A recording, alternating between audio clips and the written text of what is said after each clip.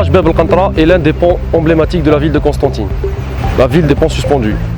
Sa construction remonte à 1863 et son arche principale a connu plusieurs modifications, dont la dernière a consisté en la réalisation d'un arche en béton armé.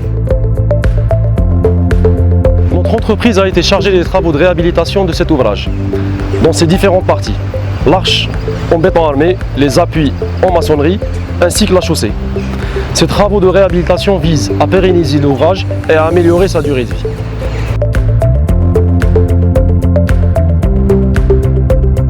La pierre en maçonnerie a bénéficié d'un traitement hydrophobe précédé d'un nettoyage profond qui lui confère une meilleure résistance aux agressions extérieures. L'arche en béton a bénéficié d'un traitement du béton avec passivation des armatures, reconstitution du béton d'enrobage, application d'un inhibiteur de corrosion et l'application d'un système de revêtement tricouche.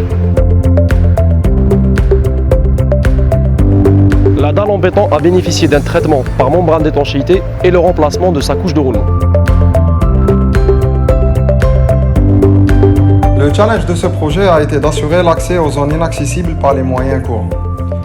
Pour cela, une structure mobile spécifique a été conçue par l'équipe technique d'EROA en collaboration avec un bureau d'ingénierie étranger pour assurer un accès sécurisé à la surface de l'ouvrage.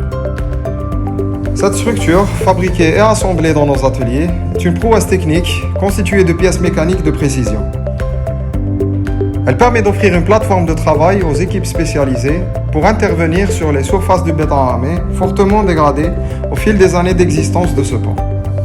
Ainsi, ces zones seront traitées par les procédés adéquats pour leur conférer l'aptitude de résister aux agressions externes et ainsi augmenter la durée de vie de cet ouvrage historique de la ville de Constantine.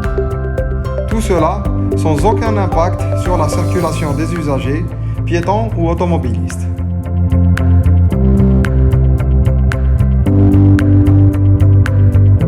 Notre entreprise continuera à mettre à profit toute son expertise et savoir-faire au service du patrimoine national d'ouvrage et ainsi participer à leur pérennisation.